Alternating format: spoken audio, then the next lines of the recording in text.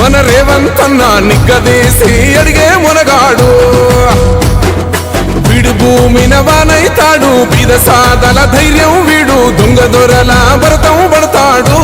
మన రేవంత్ అన్న పేద ఇంటికి పండుగ తెస్తాడు.